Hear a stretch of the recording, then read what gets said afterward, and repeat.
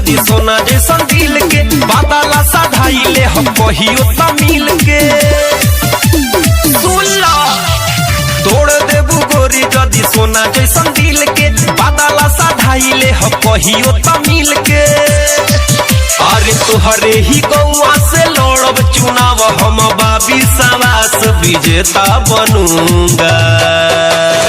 जी हाँ मतदाता मालिको, ग्राम पंचायत राज प्रेमपुर से प्रेम करने वाला एक प्रेमी मुखिया उम्मीदवार भोजपुरी के जाने माने सुपरस्टार कलाकार अमित पटेल को अपना कीमती वोट देकर विजयी बनावे और सबके दिलों का चहेता बनूंगा, तोरा चाहत में पगला के नेता बनूंगा।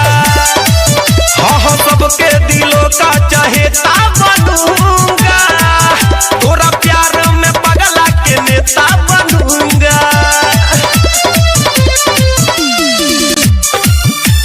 जीतेगा भाई जीतेगा, टूटल दिल जीतेगा। डीजे विकास रीगा सीतामढ़ी।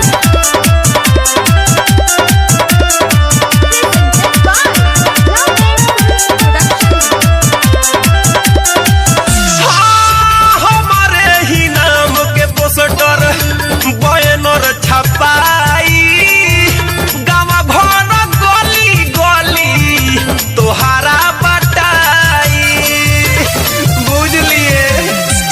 और तोहारा दुआर घर टटिए पसाटी, देखी देखी भीतर भीतर तोरा फाटी।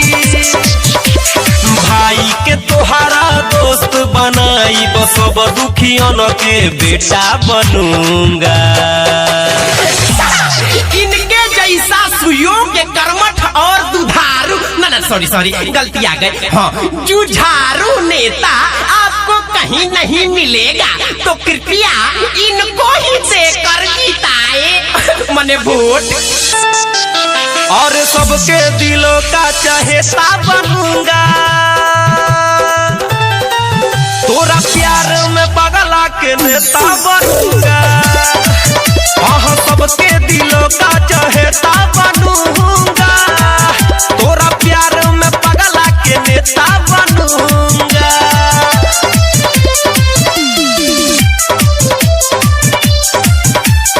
म्यूजिक बाय विकेश भोजपुरिया। आप सुन रहे हैं अमित पटेल की आवाज में। हम सभा के आयोजन होई रोजाना, अमित के संगे होई है परदीप दीवाना। भले लाग जाओ चाहे के तनो भिखारा चा, घरे घरे सुन होई हमरे ही चर्चा। अरे तुहरे करनवा सुन मुस्कानवा, गायक से अब अभिनेता बनूंगा।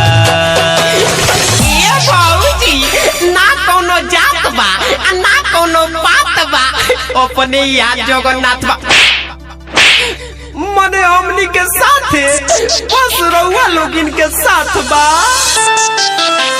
सबके दिलों का चहेता बनूंगा, तोरा प्यार में पगला के नेता बनूंगा। और सबके दिलों का चहेता बनूंगा, हाँ हाँ रे तोरा प्यार में पगला के नेता बनूंगा। तोड़ देबू गोरी जदी सोना जैसन दिल के बादला साधाइले हम कहियो तमिल के। अरे तोहरे ही गौआ से लड़ब चुनाव हम बाबी सवास विजेता बनूंगा। ना नदी बा ना झील बा ना ट्रैक्टर बा ना मिल बा, हमनी के चुनाव चिन्ह टूटल दिल बा। ए भौजी हमनी के देबू नु भैया मारत काय बड़ो वोटे नु मांगतानी।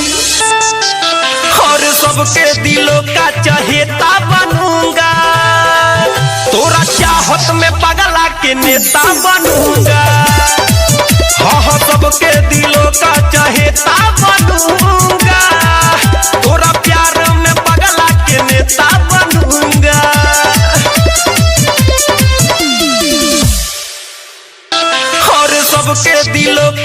चहेता बनूंगा, तोरा चाहत में पगला के नेता बनूंगा।